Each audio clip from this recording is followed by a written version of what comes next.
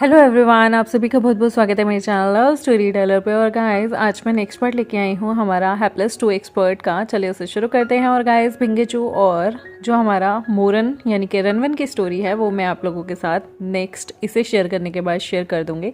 तो जिन जिन को वो स्टोरी पसंद थी और बहुत दिन से वेट कर रहे थे तो उन लोगों के लिए खुशखबरी है, आप उसे जाके सुन सकते हैं। चलिए आज का चैप्टर हम शुरू करते हैं। और गाइस मुझे किसी ने पूछा था कि मैंने इसमें लवांगची को मेंटोर क्यों नहीं दिखाया। तो मैंने लवांगची को मेंटोर इसलिए नहीं दिखाया क्योंकि अगर विंग इसको जीत जाएगा तो विंग के पास लवांगची के साथ बाहर जाने का मौका होगा। तो देखते हैं क्या होगा क्या नहीं होगा। और अगर वो नहीं भी जीतता तो वो लवांगची के साथ यहाँ फर्दर स्टडी कर सकता है, क्योंकि आप मेंटोर के साथ स्टडी नहीं कर सकते। इसलिए मैंने विंग को जो लंजा को जो है मेंटोर नहीं दिखाया है। आज के पार्ट को हम कंटिन्यू करते हैं। जैसे कि हमने देखा पिछले पार्ट में हमारा विंग और लंजा दोस्त बन गए थे, उनके बीच एक अच्छी सी बॉन्डिंग हो गई थी। लेकिन अभी भी विंग थोड़ा सा नर्वस था क्योंकि उसे नी हसेंग से बात करनी थी कि नी हसेंग जो है वो आने वाले टाइम में कुछ गड़बड़ ना कर दे, जिसकी वजह से उनका पूरा ग्रुप डिस्क्वालीफाई भी हो सकता था। उसे बहुत सारी चीज़ों की चिंता थी। एक तो वो जंगछा को छोड़ के नहीं जाना चाहता था, जो कि उसका काफ़ी अच्छा दोस्त था। वो जंगछा के कंधे पे हाथ रखता है और जंगछा के साथ जाने लगता है।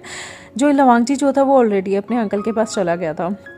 यहाँ पर जंगछा और वो पहले कुछ खाने के लिए जाते हैं और उसके बाद वो हमारे वन्नी के साथ रूम में जाते हैं, जहाँ पे न्यू हसेंग ऑलरेडी खा पी कर आ चुका था। न्यू हसेंग वहाँ पर अपने ब्रदर से बात कर रहा होता है और अपने ब्रदर से अपने सारे दोस्तों को इंट्रोड्यूस कराता है। उसके ब्रदर काफ़ी दिखने में बहुत ज़्यादा खूंखार, बहुत ज़्यादा स्ट्रिक्ट लग रहे थे और सबकी सिट्टी पिट्टी गुम हो गई थी। वो सारे के सारे बिल्कुल इनोसेंट बेबीज की तरह रिएक्ट कर रहे थे और जी जी करके बात कर रहे थे, हेलो बोलते हैं और फिर बिल्कुल तारीफ़ों के पुल बांध देते हैं। जैसे अक्सर हम अपने दोस्तों की तारीफ़ों के पुल उनकी फैमिली के आगे बांध ही देते हैं, बिल्कुल ऐसा ही बाकी के दोस्त न्यू हसेंग के साथ भी करते हैं। न्यू हसेंग के ब्रदर को देख के उन सबके तो बेचारों के पसीने छूट गए थे। विंग को तब उसकी मदर का फ़ोन आता है, जो कि उससे पूछ रहे थे कि उसका पहला दिन कैसा रहा। उसके फादर बहुत ही ज़्यादा विंग को मिस कर रहे थे। यहाँ पे मैडम यू भी जंगछा से पूछती हैं कि उसका पहला दिन कैसा रहा। जंगछा उन्हें बताता है कि किस तरह से उसे एक ग्रुप में डाल दिया गया है और उसके ग्रुप में और कोई नहीं बल्कि उनका मेंटोर जो है वो गुसू लैन का ही सबसे बड़ा बेटा है और दूसरा बेटा हमारे ग्रुप में है। ये सुन के बाद मैडम यू तो बहुत खुश हो जाती हैं कि उनके बेटे के ग्रुप में लैन गुसू के खुद के बच्चे भी हैं। तो उसे कहीं ना कहीं डाउट था कि ये आगे चल के जीत ज़रूर सकते हैं। और यहाँ पर जंगछा बताता है कि ये ग्रुप जो डिवाइड किया गया है वो तो अभी के लिए है, लेकिन आगे चल के इन्हें आपस में भी कंपटीशन करना होगा। मैडम यू काफ़ी ज़्यादा खुश थी कि फर्दर स्टेजेस पे जो इनिशियल स्टेजेस हैं उसमें तो उनका बेटा शायद जीत ही जाए। और यहाँ पर वो उसे बार बार कहती हैं कि तुम भी वुजियान पे ही पूरा फोकस मत रखना, तुम अपने लिए भी करना, क्योंकि तुम्हें इंडिविजुअल जीतना है। यहाँ पर वी वुजियान की मदर उसे समझा रही होती हैं कि जंगछा को भी अपने साथ जिताना, और अगर जंगछा कभी भी तो कमज़ोर पड़ जाता है तो उसकी हेल्प करना। लेकिन मैडम यू जंगछा को सिखाती हैं, विंग की मॉम तो उसे ये अच्छी शिक्षा सिखा रही है, लेकिन मैडम ये सिखाती हैं कि अगर विंग कमज़ोर भी पड़ रहा है तो तुम्हें अपना दी बेस्ट देना है, क्योंकि यहाँ पर तुम खुद को सरवाइव करने आए हो। लेकिन विंग की मॉम कहती हैं कि बेटा इनिशियल स्टेज पे ग्रुप में ही काम होगा तो तुम्हें सबकी मदद करनी होगी, और जो भी तुम्हारे ग्रुप में वीक है उसे छोटे मोटे काम पहले दे देना। जैसे कि कोई भी चीज़ कद्दूकस करनी हो, कोई भी चीज़ उबालनी हो, इस तरह के छोटे मोटे जो काम है वो तुम एक ऐसे इंसान को देना जो बाकी के बड़े बड़े काम नहीं कर सकता, जैसे कि मिक्सिंग, बेकिंग, जिसको इन चीज़ों का अंदाज़ा नहीं है उसे तुम छोटे इनिशियल चीज़ें दे सकते हो। तो ये चीज़ जो है यहाँ पर विंग के माइंड में हिट करती है और वो सोचता है कि क्यों ना न्यू हसेंग को चीज़ें काटने का, जैसे कि प्याज काटने, टमाटर काटने, या फिर जो भी इंग्रेडिएंट होंगे उन्हें इकट्ठा करने का काम जो है न्यू हसेंग को दिया जाए, ताकि न्यू हसेंग जो है वो ईजिली इन चीज़ों को कर लेगा। उसे आइडिया आता है। और जब इन सब की अपने अपने पेरेंट्स से फ़ोन कट हो जाते हैं तो ये सारे के सारे गैदर होते हैं। तभी विंग कहता है, न्यू हसेंग मुझे पता है तुम्हारा कुकिंग में इतना ज़्यादा इंटरेस्ट नहीं है, और तुम जो कि हम डिज़र्ट बनाने वाले हैं उसमें भी तुम्हारा कोई फर्दर इंटरेस्ट नहीं है, तुम मेनली यहाँ पर पेंटिंग के लिए आए हो। लेकिन मैं तुमसे एक रिक्वेस्ट करना चाहता हूँ, जैसे कि तुम जानते हो हम सारे एक ग्रुप में हैं और ग्रुप का काम ही आगे जाएगा, तो मैं नहीं चाहता कि तुम हमारे ग्रुप में सबसे वीक कड़ी हो जिसकी वजह से हम सारे आगे ना बढ़ पाएँ। इसलिए मैं चाहता हूँ कि जो भी चॉपिंग का काम हो या फिर जो भी ग्रेटिंग का काम हो वो सारी चीज़ तुम करो, जिससे तुम्हारा हमारा काम भी ईजी हो जाएगा और तुम्हें भी ज़्यादा बर्डन नहीं आएगा। जब तक ग्रुप हम मिलके काम करेंगे तब तक तुम्हें ये इजी टास्क हम लोग दे देंगे, जैसे कि सामान को इधर से उधर रखना, हमारे लिए किचन से जाकर सामान लेके आना, ये सारे काम हम तुम्हें देंगे। यहाँ पर न्यू सिंह कहता है इस चीज़ में तो मैं एक्सपर्ट हूँ, मैं इजीली सारी चीज़ों को ढूंढ कर तुम्हारे लिए ला सकता हूँ, लेकिन कुकिंग बेकिंग ये मुझसे नहीं होती। विंग कहता है डोंट वरी, हम तुम्हें ऐसा बड़ा काम देंगे ही नहीं, हम तुम्हें वो काम देंगे जो तुम बहुत अच्छे से कर सको, और तुम मुझे बताओ तुम किस चीज़ में एक्सपर्ट हो। तो वो कहता है मैं टाइम, अगर तुम मुझे टेम्परेचर और टाइम बता दो तो मैं उस चीज़ को देख सकता हूँ कि वो कितने अच्छे से कुकड हुई हैं या नहीं। मैं चीज़ों को मेमोराइज़ करने में अच्छा हूँ, लेकिन सिर्फ ऐसी चीज़ें जो मेरे मतलब की हों। उसके अलावा अगर तुम पढ़ाई से रिलेटेड बताओगे तो मुझे कुछ समझ नहीं आएगा। विंग स्माइल करता है और कहता है डोंट वरी, हम तुम्हें ऐसे टास्क देंगे जैसे कि बर्तन लेके आने के, इंग्रेडिएंट लेके आने के, जो कि बहुत ही ईजी होंगे, और ग्रुप के लिए ये सारी चीज़ें बहुत इंपॉर्टेंट रखती हैं, क्योंकि अगर एक ऐसा इंसान जो मेन शेफ़ है वो ये सारे काम करता रह जाएगा तो हमारा जो टाइम है वो बहुत ज़्यादा खर्च हो जाएगा। तो विंग यहाँ पर स्मार्टली वर्क करना चाहता था। वो उन सबसे पूछता है कि कौन किस चीज़ में अच्छा है, जैसे कि कोई गार्निशिंग में अच्छा हो सकता था, कोई प्लेटिंग में अच्छा हो सकता था, हर बंदा हर चीज़ में अच्छा नहीं हो सकता था। तो विंग उस काम को बांट लेता है कि ठीक है, अगर जंगचा को प्लेटिंग अच्छी करनी आती है और हमारे वांगची को भी प्लेटिंग अच्छी करनी आती है तो वो लोग प्लेटिंग करेंगे। प्लेटिंग मतलब किसी चीज़ को प्रेजेंट करना, डेकोरेट करना। और यहाँ पर विंग कहता है इसी बहाने में तुम लोगों से बहुत सारी चीज़ें सीख भी लूँगा, क्योंकि मैं अभी इन चीज़ों में न्यू कमर हूँ। और विंग कहता है बाकी मिक्सिंग का काम, बहुत सारी चीज़ें करने का काम, बैटर बनाने का काम मेरे ऊपर छोड़ दो। और वेनिंग कहता है कि किस चीज़ को कितनी मात्रा में डालना है और किस चीज़ का फ्लेवर कितनी मात्रा में अच्छा होगा वो तुम मुझसे पूछ सकते हो। स्पेशली कौन सी चीज़ खाने में कितनी हेल्दी रहेगी और उसे कितना बेक करना है ये मैं तुम्हें सिखा दूंगा। तो विंग कहता है ठीक है, डन है। वो अपने मेंटर को ये सारी चीज़ें लिख के भेजते हैं। यहाँ पर वांगजी को भी वो सारी चीज़ें बता देते हैं कि वांगजी को सारी हेल्प करने के साथ साथ ये मेन काम वांगजी और जंगचा के जिम्मे होगा, प्लेटिंग करना। उन सब के ज़िम्मे बाकी सारी चीज़ें होंगी, स्पेशली कुकिंग, जिसमें विंग आजकल बहुत ज़्यादा प्रो हो चुका है। और तो और न्यू सिंह के हिस्से क्या काम आएगा वो भी वो लोग बता देते हैं, ताकि वो ग्रुप में बहुत अच्छे तरीके से सिंक्रनाइज करके काम कर सकें। ऐसे ही अगले दिन होता है। अगले दिन सबका टाइम आता है और ये सारे के सारे जिस तरह से इन्होंने सोचा था बिल्कुल वैसे ही सिंक्रनाइजेशन के चलते काम करते हैं। जैसे कि ये लोग न्यू सिंह की ड्यूटी लगाते हैं कि तुम्हें ये सामान किचन से लेके आना है, और अगर न्यू सिंह कोई एक आधा सामान भूल भी जाता था तो विंग उसे इंस्ट्रक्ट कर देता था कि तुम वापस फटाफट जाओ और लेके आओ। यहाँ पर विंग और जो हमारा न्यू सिंह वेनिंग था वो चीज़ों को बेक करने में लग जाते हैं, और वांगची और जो हमारा जंगचा होता है वो चीज़ों की प्लेटिंग करने में, चीज़ें कितनी बॉईल करनी है, कितनी नहीं करनी, कितनी कच्ची छोड़नी है, हर चीज़ को मेंटेन करके ये सिंक्रनाइजेशन में सारी चीज़ें 5-5 प्लेट तैयार किया करते थे। प्लेटिंग के लिए लवांगची वगैरह लगा दिया था। और ऐसे सिंक्रनाइज करते करते ये लोग कम से कम 2 दिन 3 दिन के राउंड निकालते जाते हैं, क्योंकि वहाँ पे बहुत सारे बच्चे आए हुए थे, थाउजेंड्स यानी कि लैक्स स्टूडेंट्स आए हुए थे जिन्हें ग्रुप में डिवाइड किया गया था। और वांगची और विंग के ग्रुप को बहुत अच्छे नंबर मिलते थे, क्योंकि वांगजी की स्किल्स बाहर से आई हुई थी। वांगजी ने सारी चीज़ें बाहर से ऑलरेडी सीखी हुई थी, तो इन लोगों को इस चीज़ का बहुत बड़ा एडवांटेज मिल जाता है। विंग के चेहरे पे तो खुशी के ठिकाने ही नहीं होते थे। पहले दिन जब इनका सिंक्रनाइजेशन इतना अच्छा बैठा तो लेन चिरन भी बहुत ज़्यादा प्राउडली देखता है, और लेन शिचन को भी बहुत खुशी मिलती है कि उनके ब्रदर ने कितने अच्छी तरीके से किसी के साथ सिंक्रनाइज करके एक पूरे ग्रुप को आगे चलाया है। क्योंकि लवांगची जो था बहुत ही इंट्रोवर्ट था। सारा काम होने के बाद विंग अक्सर लवांगजी को हक किया करता था, और जब ये लोग मेंटर के पास जाते थे तो जंगचा लेन शिचन को हक कर देता था एक्साइटमेंट में। और अक्सर जब भी अपने माँ बाप से बात किया करते थे तो वो लोग इतने खुश होते थे। कभी भी विंग की मॉम डैड को नहीं पता था उनका बेटा आगे फर्दर राउंड्स में भी जा पाएगा, क्योंकि उन्हें लगता था अगर अकेले जाना पड़ा तो उससे भी बड़े बड़े धुरंधर वहाँ आके बैठे हुए हैं। लेकिन ये गॉड ब्लेसिंग कहो या फिर उसका हार्ड वर्क था जो उसे आगे लेके जा रहा था।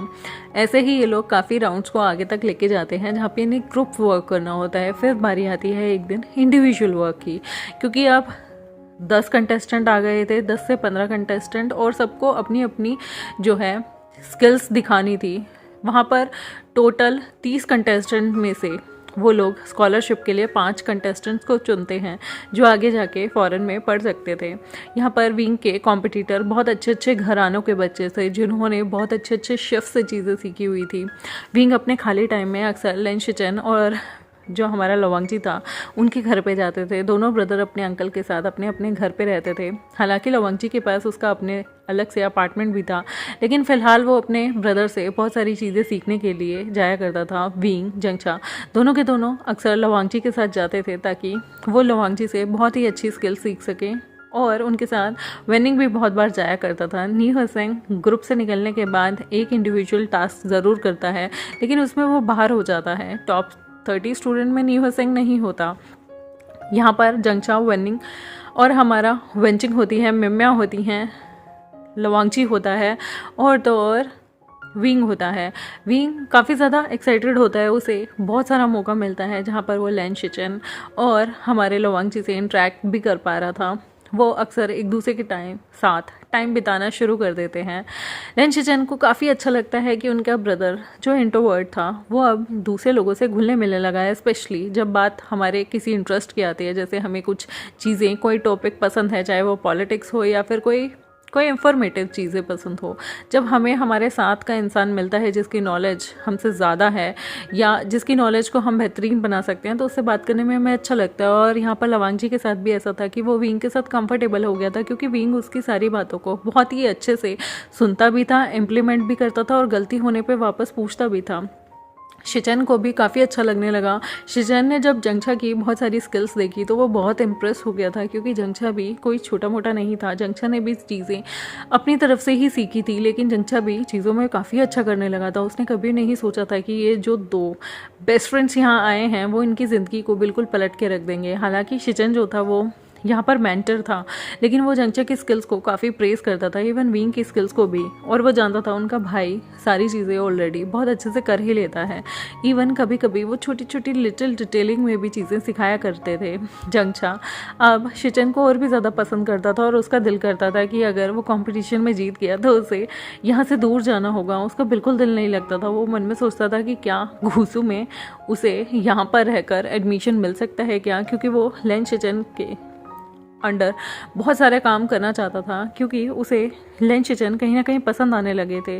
विंग को भी वांगजी बहुत अच्छा लगने लगा था, लेकिन वो कुछ बोलता नहीं था। वो बस वांगजी को जब भी उनकी पढ़ाई होती थी या वांगजी उसे कुछ सिखाता था तो वो बस वांगजी को एकटक लगाए देखता रहता था और वांगजी सिर्फ उसे पढ़ाता था। लेकिन विंग नोटिस करने लगा था कि जब भी वो उसे स्टेयर करता है तो लवांगजी के कानों की जो टिप है वो लाल होने लगती है। लवांगजी के एक्सप्रेशन से कुछ नहीं पता चलता, लेकिन उसके कान, उसकी गर्दन थोड़ी सी लाल सी होने लगती है। उसके चेहरे पे हल्का सा ब्लश आने लगता है, हालांकि उसका चेहरा अभी भी स्टिफ होता है। विंग फिर अपनी नज़रें हटा लिया करता था और पढ़ाई में ध्यान लगाने लगता था। और विंग के मन में अब बस एक ही डिज़ायर आने लगा था। पहले वो जंगचा के लिए बाहर जाना चाहता था, लेकिन अब पता नहीं क्यों उसके मन में लालच आ गया था कि वांगजी इतना अच्छा है हर चीज़ में, तो उसे भी जंगचा और वांगजी के साथ बाहर जाना है, क्योंकि वांगजी हर चीज़ में परफेक्ट है। और सबसे अच्छी बात है कि कोई जब लवांगजी उसके साथ होता है तो लवांगजी उसे क्रिटिसाइज़ नहीं करता। अक्सर हमें वो बहुत अच्छे लगते हैं दोस्त जो हमें आगे बढ़ने के लिए बढ़ावा देते हैं, रेदर देन हमें निकम्मा, निठल्ला ये सब बोल बोल के पीछे धकेल देते हैं। हालांकि हमारी गलती हमारे दोस्त हमें बताएं तो हमें बहुत अच्छा लगना चाहिए कि हमारे दोस्त एटलीस्ट हमारे साथ लॉयल हैं, लेकिन हर बार सिर्फ निकम्मा निकम्मा बोलकर पीछे धकेलने वाले भी लोग दोस्त नहीं होते। दोस्त वो होते हैं जो आपको सपोर्ट करें, आपका सपोर्टिव सिस्टम बने। और यहाँ विंग का सपोर्टिव सिस्टम पता नहीं क्यों लंजा बनता जा रहा था।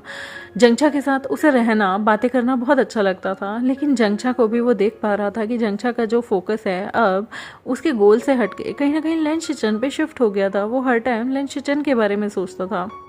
जंगचा की स्किल्स बहुत अच्छी थी, वो अपनी तरफ से बहुत अच्छा करना चाहता था, पता नहीं क्यों, लेकिन जंगचा जिस मोटिव से यहाँ आया था वो कहीं ना कहीं भटक रहा था। और विंग यहाँ पर सिर्फ जंगचा के लिए आया था, लेकिन अब उसका मोटिव पता नहीं क्यों कुछ और हो रहा था। क्या उसे इतने साल की जो दोस्ती थी जो हमारे जंगचा के साथ थी वो उसे सिर्फ दोस्ती लगने लगी, लेकिन ये अजीब सी फीलिंग थी। ये दोस्ती जैसी फीलिंग नहीं थी जो उसे लवांगजी के लिए आ रही थी। उसे समझ नहीं आता था कि लवांगजी को देख के अक्सर उसके दिल की धड़कनें क्यों बढ़ जाती हैं और अक्सर वो लवांगजी के सामने बिल्कुल स्मार्ट दिखने की कोशिश करता है। वो चाहता है कि जो लवांगजी उसे सिखा रहा है वो उसे बहुत अच्छे तरीके से सीखे, ताकि लवांगजी को प्राउड फील हो कि विंग कितना अच्छे तरीके से चीज़ों को ग्रैब कर लेता है। पहली बार ज़िंदगी में उसे ये फील आने लगी थी, वरना उसकी मॉम के अलावा, जो उसकी मॉम ने उसे पिछले दिनों कुकिंग सिखाई थी, उसके अलावा कभी भी कुछ चीज़ पे विंग ने फोकस नहीं किया। लेकिन ये कैसा फोकस है जो लवांगजी के आने से उसका जो इंटरेस्ट है चीज़ों को लेके वो बढ़ने लगा। वो और भी ज़्यादा क्यूरियस होने लगा। वो नई नई डिशेस लवांगजी से जाके पूछने लगा कि आखिर ये कैसे बनती है, ये क्या होता है। सिर्फ इसलिए कि वो उन डिशेस को भी जान सके और लवांगची के ज्ञान को भी। और जब लवांगची से सिखाता था वो चीज़ उसे और भी ज़्यादा अच्छी लगने लगती थी।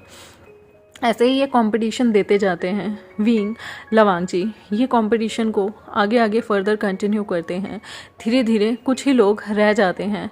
जब कुछ लोग यहाँ पर रह जाते हैं, इन्हें पता था कि 5 से 10 बच्चों को बाहर जाना है। 30 में से अब सिर्फ 15 लोग रह गए थे, जिनमें से 5 को तो कंफर्म्ड बाहर भेजा जाता, लेकिन बाकियों को 5 को तो ऐसी स्कॉलरशिप मिलती जहाँ पे उनका बाहर जाने का कोई भी खर्चा नहीं लगता। बाकियों की 50% वाली स्कॉलरशिप आती।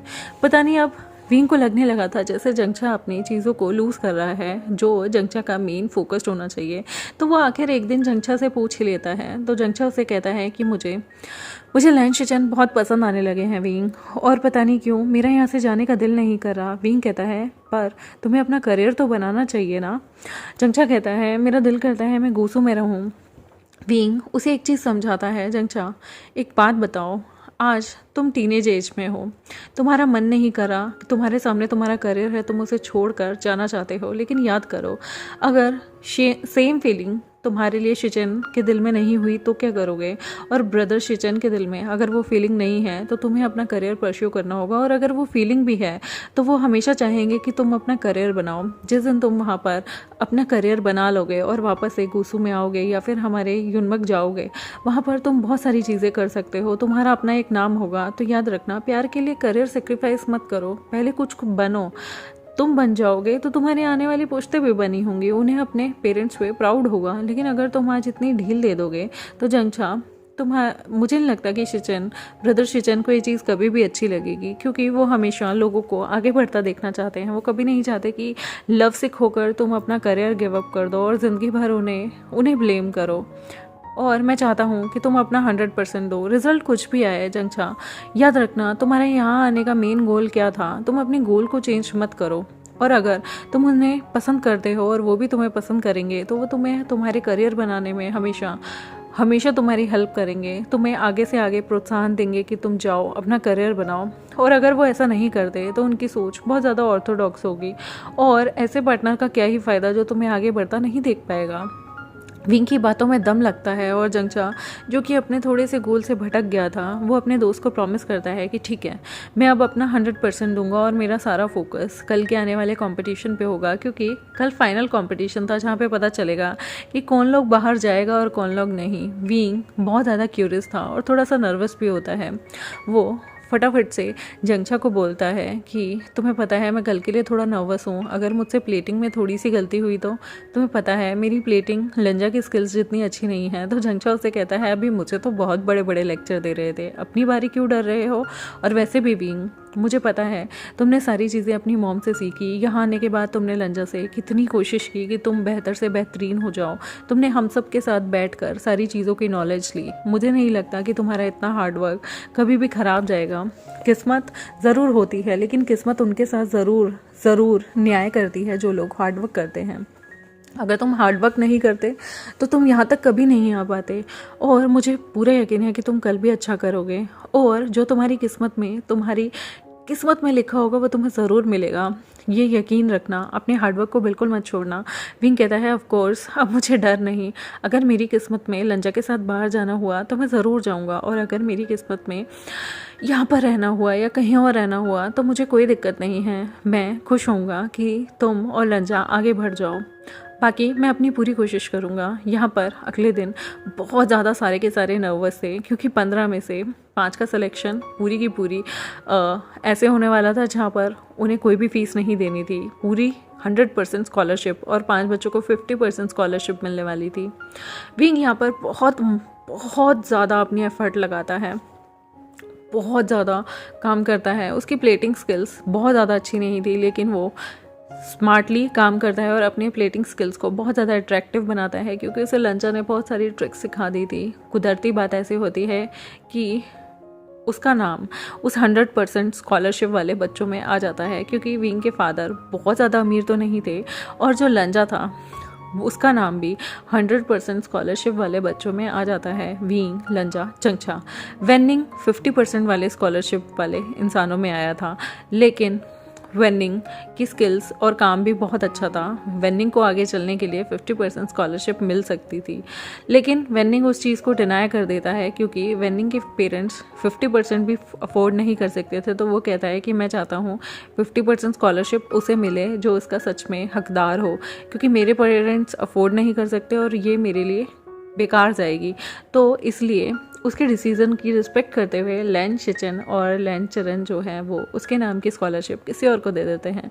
वेनिंग की ये बात देखकर बहुत ज़्यादा दुख लगता है जंगचा को और विंग को, क्योंकि वो 50% भी अफोर्ड नहीं कर सकता था। लेकिन तभी लंजा कहता है कि मैं 50% स्कॉलरशिप अफोर्ड कर सकता हूँ, तो मैं चाहता हूँ कि मेरा जो स्थान है वो स्विच कर दिया जाए। मैं चाहता हूँ वेनिंग को मेरी तरह 100% स्कॉलरशिप मिल जाए और मैं 50% स्कॉलरशिप को मैं उस चीज़ को पाना चाहता हूँ। यहाँ पर लेंचरन को कोई प्रॉब्लम नहीं थी। वो जानते थे उनका बेटा, मतलब उनका जो नेफ्यू है वो काफ़ी हद तक आगे तो आया है, और ऐसा नहीं था कि लेंस के पास पैसा ना हो तो वो लंजा का खर्चा अफोर्ड कर सकते थे। तो वो वेनिंग को एक चांस देते हैं। वेनिंग जो कि बहुत ज़्यादा खुश हो जाता है और वी विजयन वेनिंग को गले से लगा लेता है, और जंगचा भी। यहाँ तक कि लवांगजी के पास वेनिंग जब जाता है उसे गले लगाने के लिए, तो उसे पता था लवांगजी को किसी का टच पसंद नहीं है। विंग के मन में लवांगजी के लिए और भी ज़्यादा रिस्पेक्ट बढ़ जाती है, क्योंकि उसने 50% स्कॉलरशिप को एक्सेप्ट किया था और अपनी जगह स्विच कर दी थी, वो भी वेनिंग के साथ। यहाँ पर तय हुआ था कि वेनिंग को 50% स्कॉलरशिप की जगह 100% स्कॉलरशिप मिलेगी, लेकिन जो टाइटल था वो हमारे लंजा को ही मिला था।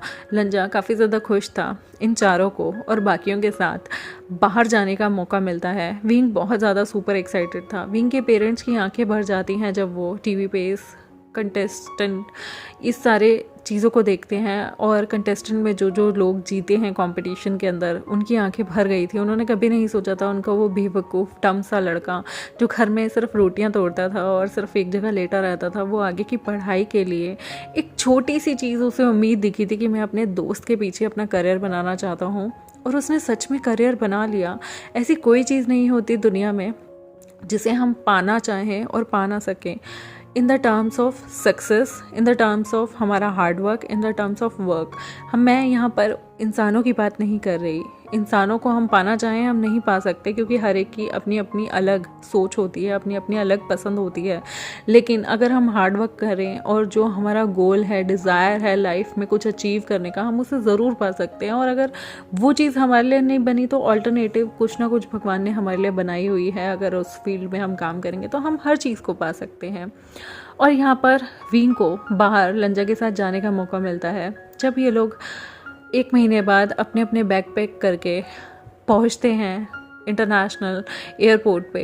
ये सारे के सारे बहुत इमोशनल थे। यहाँ पर विंग की फैमिली भी आई हुई थी, लंजा की फैमिली भी आई हुई थी, वेनिंग की फैमिली भी, जो कि उसकी फादर थे, मदर थे, और उसकी बहन आई हुई थी। यहाँ पर उन्हें छोड़ने के लिए बहुत सारे लोग आए होते हैं, और जंगचा की फैमिली भी आई होती है। यहाँ पर सारी फैमिली थोड़ी इमोशनल फील करती है, और चारों बच्चों की भी आंखों में आंसू आए होते हैं, क्योंकि उन्हें अपने पेरेंट्स को छोड़ के ना जाने कितने सालों के लिए आगे फर्दर पढ़ने जाना था। विंग के फादर तो उसे गले से लगाकर रो ही पड़ते हैं। यहाँ पर पहली बार मैडम यू भी बहुत इमोशनल फील कर रही थी, और वो जिस विंग को हमेशा मतलब डीमोटिवेट करती थी, डीमोरलाइज करती थी, डीग्रेड करती थी, आज उन्हें यकीन नहीं आता कि उन्होंने उसके बेटे, जिस टाइम उसके बेटे का फोकस कहीं चीज़ से हट रहा था, उसने उसे कहा कि अपने गोल पे फोकस करो।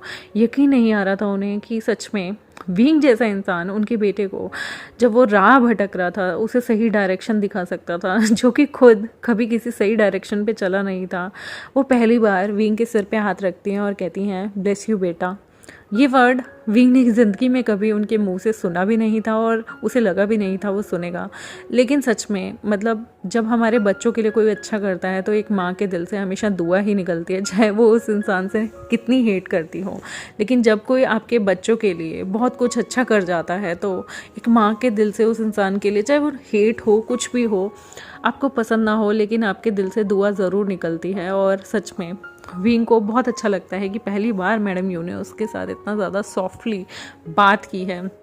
यहाँ पर जंगचा इमोशनल होता है और हमारे लेन चिचन के गले लग जाता है जाने से पहले, और उनके सामने कहता है कि मैं आपको बहुत पसंद करता हूँ। जिस दिन मैं एक अच्छा शेफ़ बन जाऊँगा मैं आपके साथ रहना चाहूँगा। वहाँ पर मैडम यू भी थी, लेन चिरन भी थे, लेकिन लेन चिरन समझ गए थे इतने दिनों में कि उनके दोनों जो नेफ्यूज़ थे उनका कुछ ना कुछ तो इन दोनों दोस्तों के साथ कुछ ना कुछ तो चल रहा है, लेकिन वो कुछ रिएक्ट नहीं करते। वो अपनी दाढ़ी को सहलाते हुए कहते हैं ये एयरपोर्ट है, आप लोग पहले जाएं, कुछ बने, उसके बाद हम लोग देखेंगे।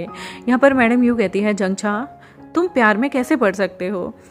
वो अपनी मॉम की तरफ देखता है और कहता है आप भी तो फादर को लव करती थी जब से आप बहुत छोटी थी, तो आप मेरे लिए कैसे सोच सकती हैं, और मैं एक दिन ज़रूर कुछ बनूंगा।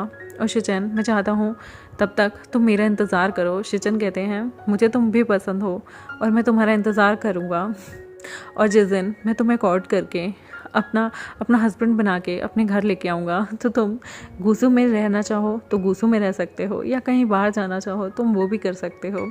वो कहता है नहीं, मैं वापस अपनी कंट्री में आके अपनी कंट्री के लिए सर्व करना चाहूँगा और बहुत सारे लोगों को सिखाना चाहूँगा कि कैसे सब चीज़ें होती हैं, कैसे अपना करियर इन चीज़ों में भी बनाया जा सकता है। हमारे देश में बहुत सारे लोगों की कमी है, मैं चाहता हूँ कि वो लोग भी एक्सपर्ट हो जाएँ, चीज़ें सीखें।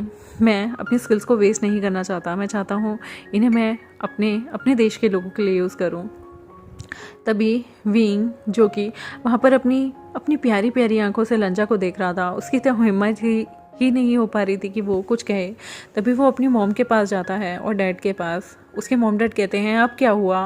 वो कहता है मुझे आपको कुछ बोलना है। तो उसके पेरेंट्स कहते हैं हाँ बोलो। वो कहता है मम्मी मुझे ऐसा लगता है मुझे किसी से प्यार हो गया है। उसकी मदर कहती हैं किससे, लंजा से। वो कहता है आपको कैसे पता चला।